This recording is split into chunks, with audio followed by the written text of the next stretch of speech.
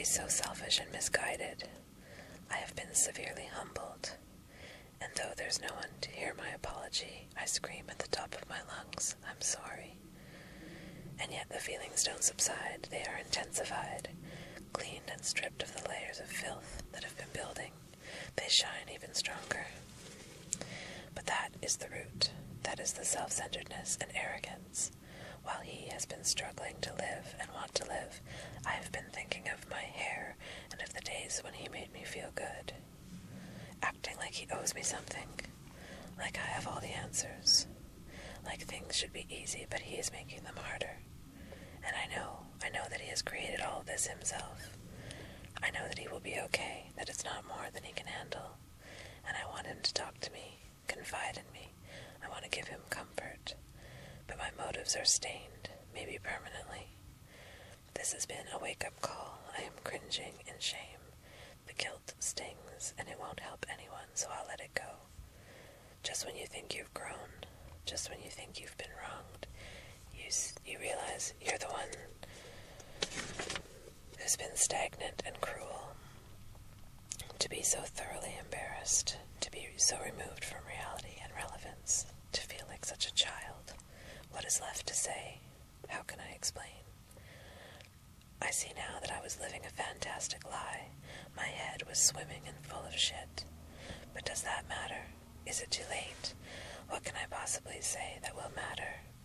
And I've made it impossible that I could offer any kind of help or comfort by listening. I have removed myself from the realm of the real and the powerful. I have been festering in the scum of immaturity. So blind, it is I who have been making friendship impossible. I've been sleeping for so long, insane, truly and frighteningly. Disgusting. I disgust myself past all possible disgustability. What was that about again? Now I have accomplished that, and look, even now, I waste energy on me, feeding my guilt and feeling sorry. Enough. My energy now works for you. And for now, I come second. Whatever makes you happy. Whatever you want. That's from a Radiohead song, by the way. What a powerful dose of reality. I have been so concerned with him liking or not liking me that I've destroyed anything I might have liked about myself. And I only think of myself, even now. I turn it all around and make it an issue in my life. What a fucking shock. Another change to my view of things. I didn't know love. That was not love. I remember a time when I didn't think of myself at all.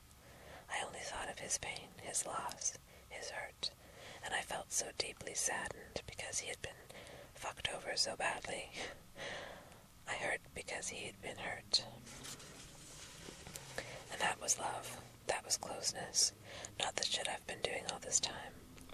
As soon as I started thinking of myself, feeling sorry for myself, I severed all the ties. It was not him pushing me away. It was me being blind and selfish and building that distance. To think I actually was angry.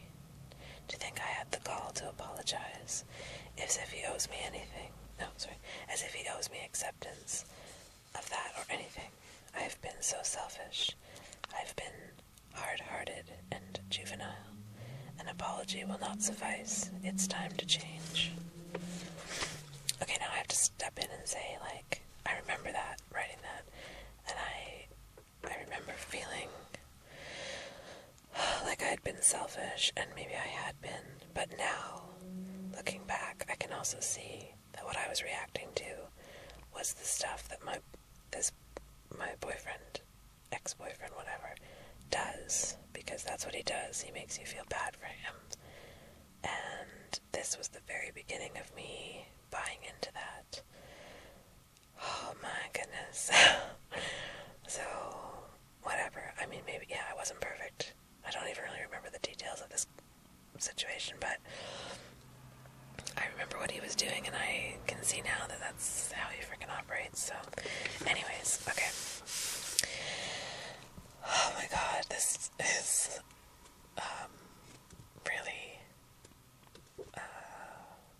is really good for me to be reading right now. Okay, January 21st, 2001. Stop thinking you figured out.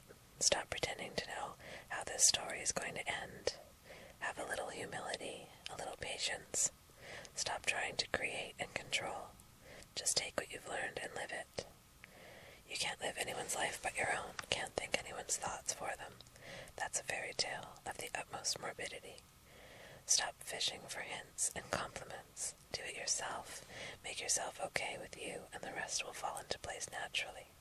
Lead by example, but only lead yourself. Oh my god, who the hell was I? This is like me 10 years ago, giving advice to myself now, through time and space. Okay, January 26, 2001. Happiness is a clean room. Don't mess it up. So strange not to have anything to mess up. Nothing to lose. Tomorrow is not a promise or a threat, just an inevitable turning of the planet, a hiding of the stars, and this is going nowhere. There must be something to gain if I open my eyes, but I may not.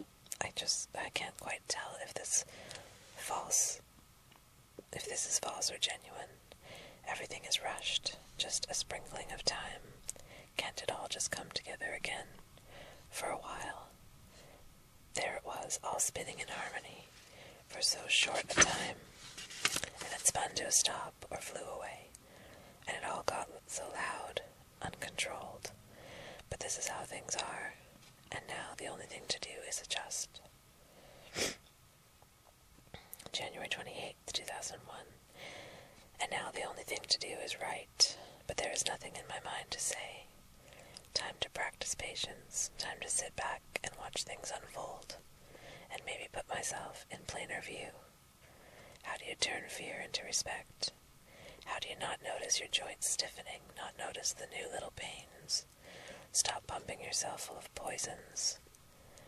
Why is the possibility of health and happiness so frightening? Because it will end, because it will change. It won't always change back. Time to take responsibility. So hard to wait it out, to fear the end, to blindly follow the twists and turns and not see them coming until they're on top of you. To be surprised each time the weather turns cold too soon, and I waste more time than anyone. There comes a point when it's not real anymore, when you're living a lie and playing make-believe. It's sad to be playing by yourself. Only suits children, makes them stronger, makes me weak. People only humor you so long. Then they see through you, usually long after you do. To know you've slipped again, to know you're full of shit and it's not working. This is when you need to call it quits. Why not tell yourself you're getting better? You tell yourself the truth no matter what it is you're saying. So why not say that you are good and beautiful and healthy? Why not make that true? The ego is a convincing liar, and it wants pain. Tells you it feels so good, and that is true. That's what has been said for so long. January 29th, 2001. It is going to end. Nothing lasts forever. Nothing has meaning. So we do things not because they're meaningful, but because they feel good. I write because it feels good. And we do things because what else can we do? I don't want to be alone. If I can't escape the fear, I at least want someone there to hold me until this passes. And to laugh with me and cry with me, to pretend with me until it comes again. It's so hard when it catches you alone, day or night. It's hard.